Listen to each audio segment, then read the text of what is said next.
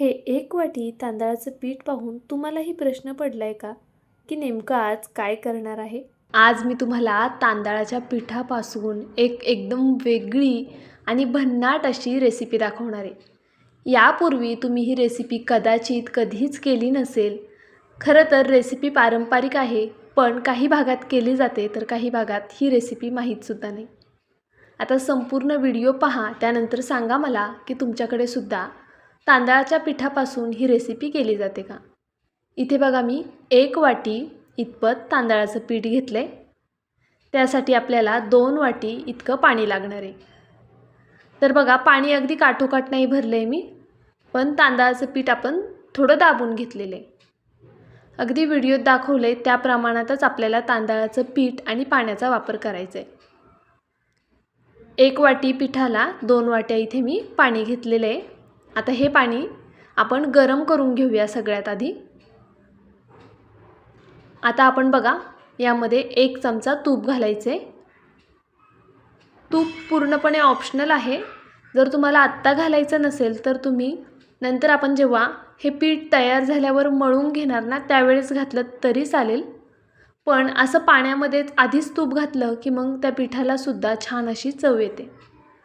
बघा, छान उकळी आली पाण्याला की गॅस बारीक करायचा आणि हे संपूर्ण पीठ घालायचं.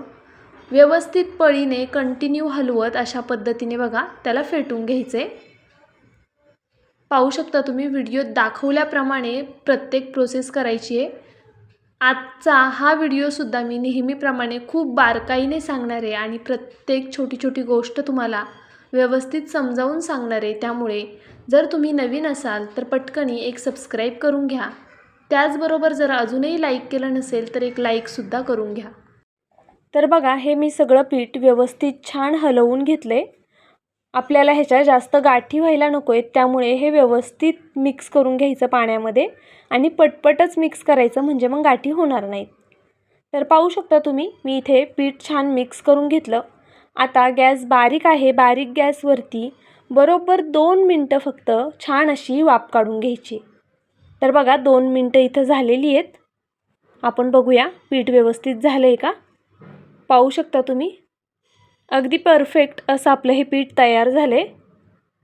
2 मिनटाच्या वर जास्त शिजवायची गरज नाही आहे. फक्त 2 मिनटं तुम्ही हे पीठ शिजवून घेतलं तरी चालेल. आता बघा, पीठ खूप गरम आहे. ह्याला थोडं आपण थंड होऊन देऊया, त्यानंतरनं पुढची प्रोसेस करूया.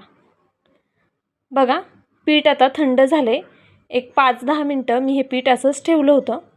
पीठ छान थंड झालं आहे. आता हे आपण जसं भाकरीचं पीठ मळतो ना, अगदी त्या पद्धतीने मळून घेणार आहोत. आपण भाकरी नाही करणार, नाहीतर तुम्हाला वाटेल की अच्छा, भाकरीची रेसिपी दाखवते आहे का. खूप वेगळी पारंपरिक अशी एक रेसिपी मी आज तुमच्यासोबत शेअर करते आहे. तर बघा, इथे ह्या पिठाचा अशा पद्धतीने आपण गोळा तयार करून घेतला आहे.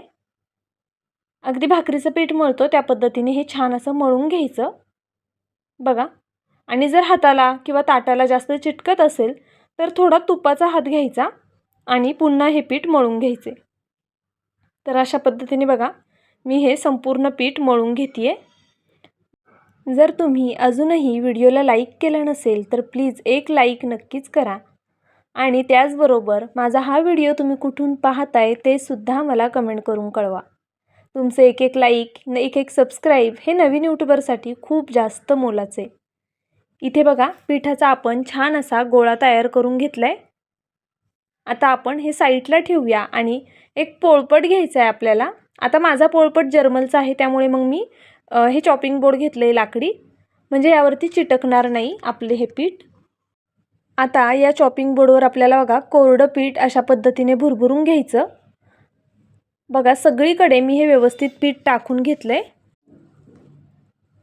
आणि बघा, इथे आता चॉपिंग बोर्ड थोडा लहान आहे आणि पिठाचा गोळा मोठा होता, तर हे लाटताना खूप जाड होईल, त्यामुळे मी यातनं थोडा भाग काढून ठेवला आणि जशी आपण नेहमी भाकरी करायला किती गोळा घेतो तेवढा गोळा घेतला आहे. बरं, ह्याची भाकरी आपल्याला थापायची नाही आहे, लाटायची आहे. तर बघा, इथे लाटण्याला सुद्धा मी थोडं पीठ लावून घेतले आणि वरतून सुद्धा थोडंसं कोरडं पीठ असं भुरभुरून घेतले. आता आपण ह्याची भाकरी लाटून घेऊया. आणि मी पुन्हा एकदा सांगते, आपण भाकरी करणार नाही आहोत आज, आपण काहीतरी वेगळा पदार्थ करतोय. तर बघा जशी भाकरी असते अगदी त्या पद्धतीने हे लाटून घ्यायचं. साईडनी थोड्या कडा सुटतात पण ठीक आहे. जर तुम्ही हे पीठ मळते वेळी जास्त तुपाचा वापर करून मळलं तर कदाचित ह्याच्या कडा सुटणार नाहीत. बघा अशा पद्धतीने आपल्याला खूप जाडसुद्धा लाटायची नाही आहे ही भाकरी आणि अगदी पातळ नाही लाटायची आहे. जशी आपली रेग्युलर भाकरी असते ना त्याच्यापेक्षा अगदी थोडीशी जाड. बघा अशा पद्धतीने ही भाकरी मी लाटून घेतली आहे. सगळीकडनं एकसारखी लाटायची. त्यानंतरनं आता जसे मी तुम्हाला व्हिडिओत दाखवते आहे अगदी त्या पद्धतीने याचे काप करून घ्यायचेत. सुरीला थोडंसं कधी कधी पीठ चिटकतं तर त्यावेळी तुम्ही सुरीला कोरडं पीठ लावून घेतलं ना थोडंसं तरीसुद्धा चालेल. म्हणजे मग हे जे पीठ आहे ते चिटकणार नाही सुरीला आपल्या. बघा व्हिडिओत दाखवल्याप्रमाणे असे मी ह्याचे काप करून घेते आहे. आपण कोणताही तळणीचा पदार्थ करत नाही आहोत. नाहीतर तुम्हाला वाटेल की आता अच्छा हे असं करून तळायचं असेल तर असं अजिबात नाही आहे. तुम्हाला पुढे हळूहळू समजेल. आणि हां ही रेसिपी 2 पद्धतीने करता येते. आता ह्या जी पद्धत मी दाखवते आहे ती सोपी पद्धत दाखवते आहे. दुसऱ्या पद्धतीने सुद्धा आपल्याला ह्या पिठाचे काप करून घेता येतात. ते कसं ते मी पुढे तुम्हाला दाखवणार आहे. आधी आपण हे संपूर्ण बघा असे छोटे छोटे चौकोन करून घेऊयात. आता जे साईडचं ओबडधोबड भाग आहे तो तुम्ही पुन्हा मळून लाटून अशा पद्धतीने कापलं तरी चालेल किंवा असंच घेतलं तरी चालेल. आता मी तो असाच घेणार आहे कारण की आपल्या ह्या रेसिपीसाठी फरक नाही पडत की जे कट केलेला पिठाचा भाग आहे तो चौकोन आहे, गोल आहे, त्रिकोण आहे की काय. तुम्हाला ज्या आकारामध्ये आवडत असेल त्या आकारामध्ये तुम्ही हे पीठ कट करून घेऊ शकता. आणि ही रेसिपी शक्यतो तांदळाच्या पिठाचीच केली जाते आमच्याकडे तरी. जर तुम्हाला हवं असल्यास तुम्ही गव्हाच्या पिठाची सुद्धा ट्राय करून पाहू शकता. बघा आता मी अशा पद्धतीने ह्याचे छान चौकोन छोटे कट करून घेतलेले आहेत. फक्त एवढी काळजी घ्या की ही पोळी लाटताना खूप जाड लाटू नका. त्याचबरोबर हे काप करताना खूप मोठे करू नका. इथे बघा मी ही संपूर्ण पोळी अशा पद्धतीने कट करून घेतली. आता जो आपला राहिलेला शिल्लक पिठाचा गोळा आहे त्याचेसुद्धा मी अशा पद्धतीने काप करून घेते आणि मग नंतर तुम्हाला दाखवते. तर बघा इथे मी तुम्हाला जवळून दाखवते परत. तर ह्याला आधी मळून घ्यायचं हातावरती कारण की पीठ बऱ्यापैकी सुकतं. हातावरती मळून घ्यायचं. त्यानंतर लाटून ह्याच्या तशाच पद्धतीने सेम आपल्याला चौकोन पीस करून घ्यायचे. इथे मी संपूर्ण पीस करून घेतले. आता तुम्हाला दुसरी पद्धत दाखवते. जर तुम्हाला लाटून करायचं नसेल तर बघा अशा पद्धतीने हातावर घ्यायचं, ह्याला प्रेस करायचं, त्याचा गोळा बनवायचा छोटा, एकदम छोटी गोळी बनवायची आणि अशा पद्धतीने प्रेस करायची. जर तुम्हाला चौकोन तुकडे करायचे नसतील तर तुम्ही ही पद्धतसुद्धा फॉलो करू शकता. बरं ही रेसिपी कितीही मोठा सण असू द्या तुमचा तुम्ही त्या सणाला करू शकता आरामात. त्यामुळे नक्कीच हा व्हिडिओ खूप फायदेशीर ठरणार आहे तुमच्यासाठी. सणावाराला गोडाधोडाचं करायचं टेन्शन जाणार आहे. नक्कीच हा व्हिडिओ संपूर्ण पहा. आता इथे बघा एक तडका पॅन ठेवला आहे. यामध्ये मी जवळपास 2 ते 2.5 चमचे इतपत तूप घालून घेतलं आहे. आता यात काजू आणि बदामाचे काप घालायचेत आपल्याला आणि हे छान असं तुपावरती परतवून घ्यायचे. बघा व्हिडिओत दाखवल्याप्रमाणे हे छान बारीक गॅसवरती अशा पद्धतीने परतवून घ्या.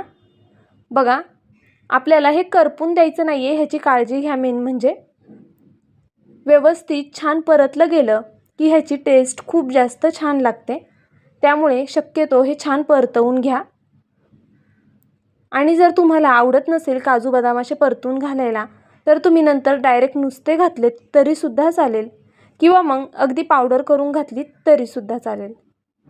बघा इथे छान गोल्डन रंग येईपर्यंत मी काजू आणि बदाम परतवून घेतलेले आहेत. आता गॅस बंद करूया आणि ही फोडणी साईडला ठेवून देऊया. तोपर्यंत एकीकडे मी दूध तापत ठेवलं होतं. हे 1 लिटर दूध आहे जे थोडंफार मी आटवून घेतलं आहे. आता यामध्ये आपल्याला साखर घालायची आहे. साखर तुम्ही तुमच्या अंदाजे कमी जास्त करू शकता. मी इथे अर्धी वाटी इतपत साखर घातलेली आहे. आता अशा पद्धतीने चमच्याने हलवून ही साखर आपल्याला थोडी वितळवून घ्यायची. त्यानंतरनं दूध छान गरम झालं आहे. आता बघा यामध्ये आपल्याला हे जे पिठाचे कट केलेले आपण गोळे होते, खरं तर ह्याला दूध गोळ्या म्हणतात, तर आपल्याला ह्या गोळ्या यामध्ये घालून घ्यायच्या आणि त्यानंतरनं जो तडका करून ठेवलेला ना तो घालायचा या दुधावरती. गॅस चालूच आहे. गॅसची फ्लेम लो ठेवायची शक्यतो. हाय फ्लेमवर किंवा मीडियम फ्लेमवरती ह्या दूध गोळ्या करायच्या नाहीत. अगदी बारीक गॅसवरती आपल्याला ह्या दूध गोळ्या करून घ्यायच्या आहेत. बघा मध्ये मध्ये थोड्या थोड्या वेळानंतरनं ह्या दूध गोळ्या खालून वर हलवून घ्यायच्या. आता इथे तडका पॅनला बऱ्यापैकी तूप लागलं होतं, त्यामुळे मी पुन्हा बघा ते तूप घालून घेतलं यावरती आणि मध्ये मध्ये अगदी हलक्या हाताने हलवून घ्यायचं. अशा पद्धतीने ह्याला छान उकळी आलेली पाहू शकता तुम्ही. शक्यतो बऱ्यापैकी हे आटवून घ्यायचं आपल्याला, म्हणजे आता 1 लिटर दूध घेतलं होतं मी, तर त्यातलं कमीत कमी पावशेर दूध तरी आटलं गेलं पाहिजे. आणि ह्या ज्या पिठाच्या गोळ्या आहेत त्या पिठामुळे, तांदळाच्या पिठामुळे शक्यतो ही खीर जी आहे आपली, दूध गोळ्या आहेत त्या घट्ट होतात छान. तर पाहू शकता तुम्ही मस्त असं साईडने तूपसुद्धा सुटलं आहे आणि आपलं दूध बऱ्यापैकी आटलेलं आहे. हे आत्ता दिसायला थोडं पातळ दिसतं, पण खीर थोडी नॉर्मल झाली किंवा थोडी थंड होत आली की मग आपोआपच हे दूध घट्ट होतं. तर आता बघा मी एका बाउलमध्ये तुम्हाला काढून दाखवते. खूप जास्त छान होते. आपण रेग्युलर जी खीर करतो त्यापेक्षाही ही खीर जास्त छान लागते. एकदा तुम्ही या पद्धतीने करून पहा. पाहुणे तर खुश होतील, पण आपली मुलंसुद्धा खूप जास्त खुश होतात. त्यामुळे नक्कीच एकदा ही रेसिपी ट्राय करा. ही रेसिपी खूप जुनी आणि पारंपरिक आहे आणि खरं तर ही रेसिपी मला माझ्या बहिणीने शिकवलेली आहे. खूप छान होते. एकदा ट्राय केली का मला कमेंट करून कळवा तुम्हाला माझी आजची ही रेसिपी आवडली की नाही. तर या रेसिपीचं नाव दूध गोळ्या असं आहे, मी पुन्हा एकदा सांगते. आणि ह्या दूध गोळ्या तुमच्याकडे केल्या जातात का, किंवा करत असतील तर तुमच्याकडे या रेसिपीला काय म्हणतात ते सुद्धा मला कमेंट करून नक्कीच कळवा. माझा व्हिडिओ संपूर्ण पाहिलात त्याबद्दल खरंच तुमचे खूप मनापासून धन्यवाद. उद्या असाच एक छानसा व्हिडिओ घेऊन मी पुन्हा हजर राहीन. तोपर्यंत bye. Thank you so much for watching.